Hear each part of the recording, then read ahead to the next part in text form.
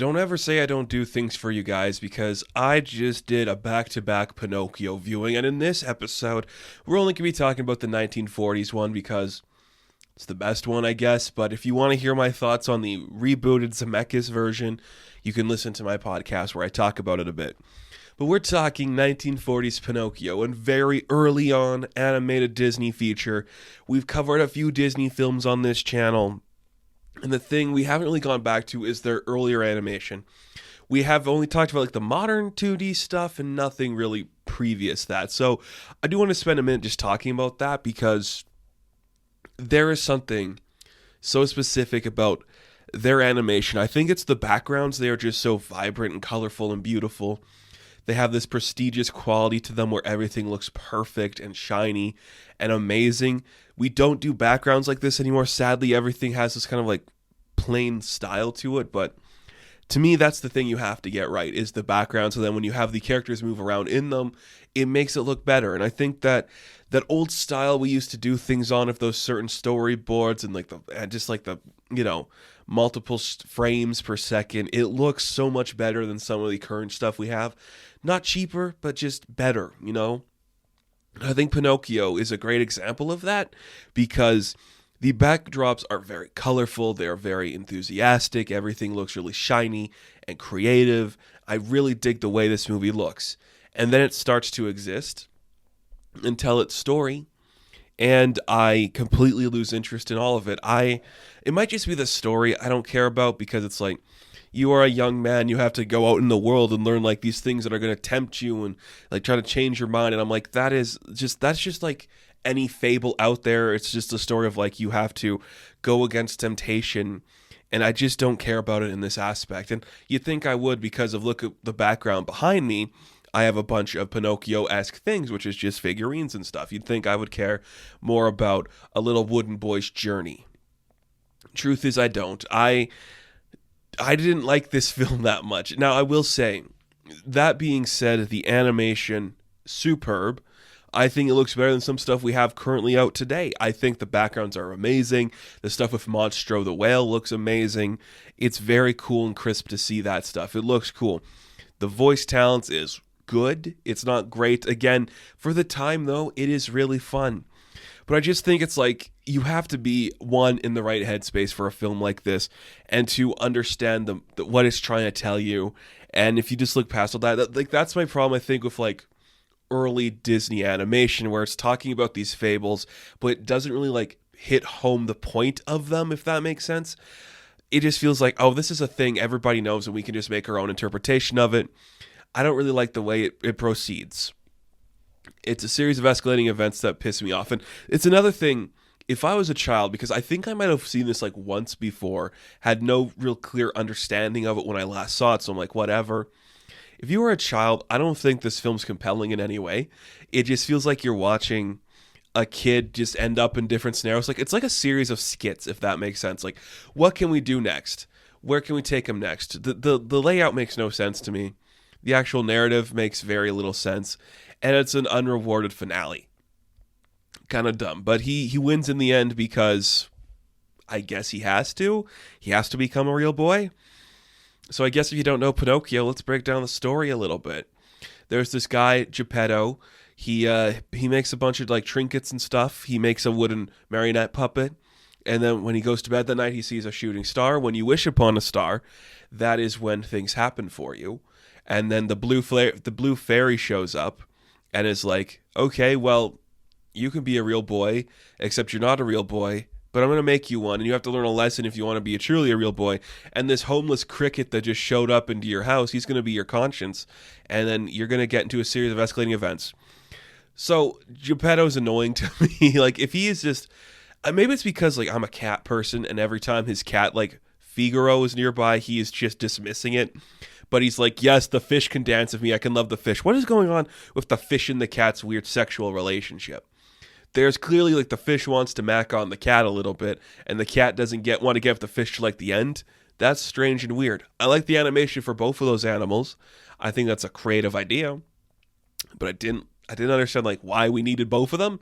Because then later on with every scene of Geppetto, because we've introduced the cat and the fish, they have to show up in every scene with him later. So it's like, the fish is in a bowl being inside of the whale and it's still in the bowl when they get spat out of the whale. I'm like, that is so weird.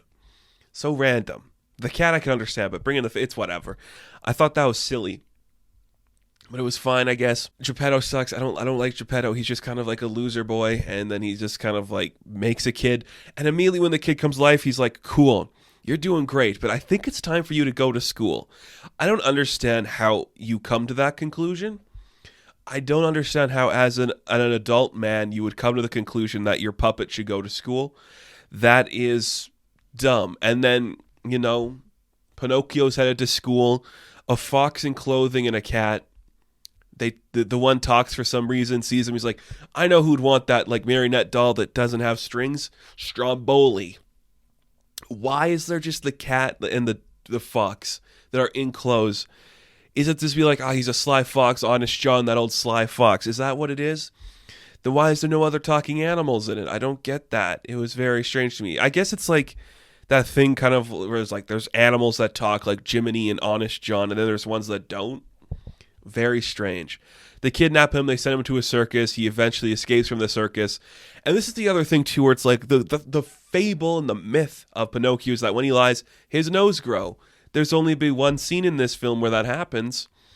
And I'm like, what a weird thing that kind of becomes the staple for the character later on, where it's like every subsequent parody of that character happens to have one of those important scenes where Pinocchio's nose is the thing. But here it's just played off as like, it's a cautionary tale. If you fib, it changes your appearance. And you're like, that is something. It grows birds from his nose. And yes, it's a funny animation trick, but it's so weird. And then it's just like a series of escalating events that upset me and bore me to death, because I'm like, the puppet thing, that's a good lesson to learn. Fame isn't everything. There's a weird lesson here, like fame is like the shortcut to success, and that is a good lesson to learn that I don't think a lot of people who are children are gonna understand. And then there's the lesson where he gets taken in by like the coachman and like these naughty kids that are just hanging out on the streets. They're going to Pleasure Island, which is a very strange name for an island you're sending a bunch of underage boys to. And it's just like an amusement park where they can do whatever they want. Pinocchio smokes a fat cigar, starts playing some billiards, and all the boys start turning into donkeys. I'm like, that is clearly just when you're a bad person, you're an ass, and society will just ship you away to do whatever you want, send you to the salt mines, because that's all you're good for. You're no good nothing ass. And I'm like, that is strange. And Pinocchio, I guess, learns the lesson not to do that, and then he gets eaten by the whale. What's the lesson there? Find your father. He's inside the belly of a whale.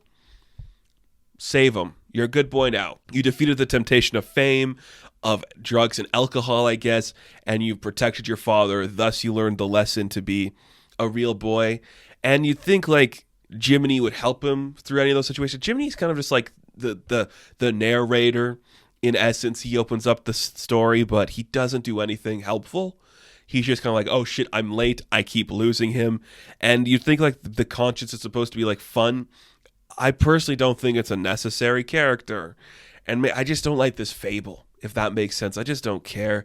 There's something about it that just sparks so boring. But I say that, and it's just such a beautiful looking story. Like the stuff with Monstro the whale, it is so gorgeous, and it just looks so crisp, and the way the actual whale moves is amazing. The underwater sequences are beautiful, which I just love to see that. It's so fun. It's such a long, extended scene, too. And the dance numbers, where it's like at the beginning of the film when everybody's dancing and having a good time, that looks really good. It looks very crisp and clean. Kind of cool. The clock sequence was kind of fun, too, where it's just like the rhythmic clocks doing the noises. Like, it's a fun concept in theory. But the more the story went on, I was like, oh, yeah, I get the beats. I know how this is going to go. And I don't know if you just watch this for fun, there's anything worth taking in that's going to teach you a lesson or make you fun. If anything, you're a child and you're like, I want to go to Pleasure Island. I don't want to become a donkey, but I'd still want to go there. And I guess that's like dealing with the repercussions. But if you are young, you're not going to think that. You're not going to understand that in any capacity. So that was silly to me. And I just don't like Pinocchio. The design's cool. Jiminy looks fun. But I just could care less about any of them. My favorite character was the cat because he gets pissed off when he's no longer the center of attention. He has a weird relationship going on with Cleo the fish, and he's just like this young, small cat who is just sleeping in a bed and is just constantly abused by Geppetto in doing all this weird shit. The cat doesn't know what's going on. It's just here for the ride, and the ride happens to be the most monstrous crap you've ever seen in your life. And again, early Disney, take a fable, make it your own. You don't have to pay anybody for the rights for anything. Bada bing, bada boom, it's a hit. We make a legacy, and years later, we make a really shitty sequel, which you can hear me talk about on my other show. I think that's going to do it for Pinocchio. I can honestly say if you want to show your child a old Disney cartoon, I don't think this is the one to go to because it's kind of scary and it's kind of boring. It's only 90 minutes, but you feel those 90 minutes. So that is going to do it for this rendition of Fantastic Tales. Now, thank you guys for watching this video. Be sure to like and subscribe to the channel. As always, you can check me out on Instagram, TikTok, and Twitter. And as always, I will catch you in the next one. Have fun. Stay safe. Good luck. Make a wish upon a star.